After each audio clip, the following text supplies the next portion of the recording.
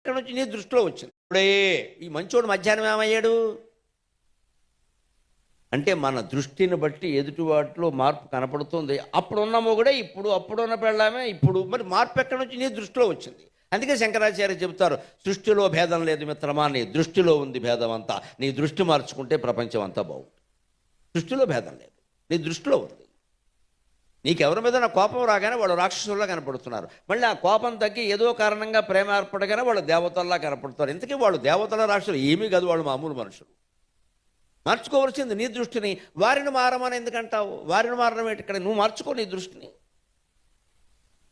ఈ దృష్టి మార్పు కావలసింది. అందుకే ప్రపంచం, శివుడు మూడో కన్ను తెరవగానే ప్రపంచం భస్మం అవుతుందంటే బూడిదవుతుందని అర్థం కాదండి. బూడిద చేయడం శివుడు లక్షణం కాదు. ఆయన ఏమీ నాశనం చేయడు. శివుడు వినాశకుడు కాదు, పొరపాటు. లయకారుడు. లయం అంటే అర్థం కలపడం అండి బాబు. నాశనం అని అర్థం ఎలా చెప్తారో తెలియదు. లయం అంటే అర్థం కలపడం, లీనం చేయడం. లీనం అంటే కలపడమే కదా. కాఫీలో పంచదార వేశారు, పంచదార లీనమైందా నాశనమైందా? నాశనమైతే తీపి ఎలా వచ్చిందండి?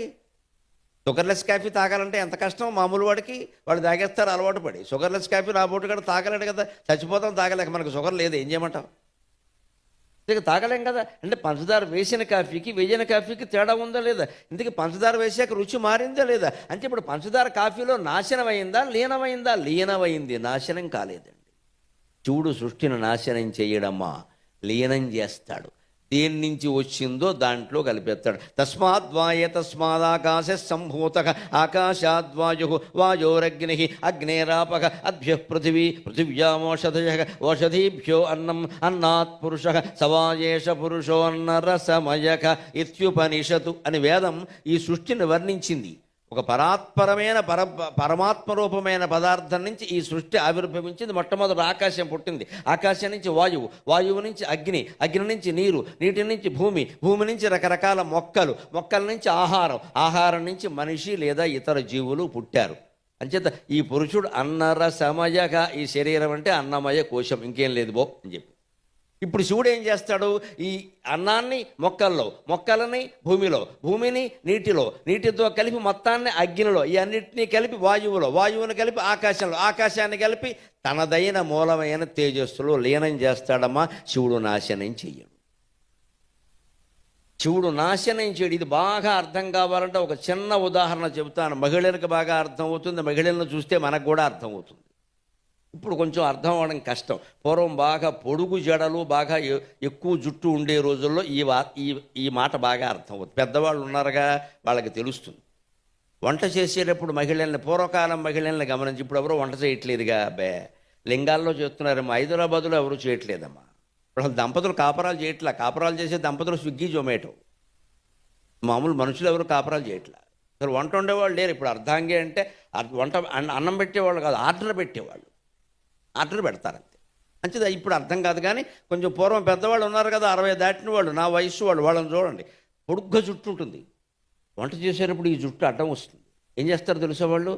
అప్పటికే జడ వేసుకుంటే ఇలా తిప్పి తిప్పి తిప్పి తిప్పి జడ ముడేసి పెద్ద వెనకాల పెద్ద చుట్ట కుదురంత పెడతారు. ఏకంగా వంట చేస్తారు. వంట అయిపోయాక 11 గంటలకి, పూర్వం పల్లెటూళ్ళలో ఇళ్ళు మండువాలోగుళ్ళు ఉండేవి. హాల్లో ఉయ్యాలు ఉంటుంది, పెద్ద ఉయ్యాలు. అక్కడికి వస్తుంది, ఫ్యాన్ ఆన్ చేస్తుంది, సుఖంగా ఎలా అమ్మయ్య ఈ పూటకి అయింది, ఈ వంట ఉందే పెద్ద పెంట అనుకుని ఈ ముడి విప్పుతుంది ఆవిడ. ఈ ముడి విప్పుతుంది, ఆ జడ ఇంత పొడుగు వస్తుంది. ఒకవేళ తలంటు పోసుకుని ఏదో ఇలా చుట్టుకుంది అనుకోండి, ఆ జుట్టు అంతా విప్పుతుంది. అప్పుడు ఆరబెట్టుకుని ఆ ఫ్యాన్ గాల్లో శుభ్రంగా చిక్కు తీసి మళ్ళీ జడ వేసుకుంటుందమ్మా. సరిగ్గా ఇది అర్థమైతే సృష్టి అర్థమవుతుంది. ఆ ఆకాశం నుంచి ఈ ఓషధుల వరకు ఆ ముడి విప్పిన జుట్టులా ఉంది. మళ్ళీ శివుడు ఏం చేస్తాడంటే మొత్తం ముడేసేసి కొప్పు పెట్టిన జుట్టులా చేస్తాడు. జుట్టు ఎక్కడికి పోలేదండి.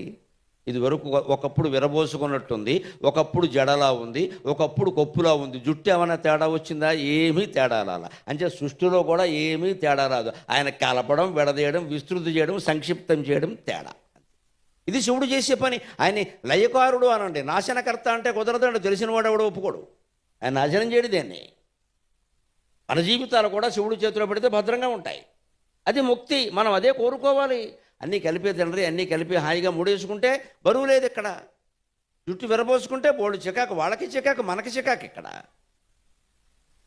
అంచేతను జుట్టు జడ అర్థమైతే ప్రపంచం అంతా అర్థమైంది ఇక్కడ. అందుకే దీన్ని ప్రపంచాన్ని జడమన్నారు.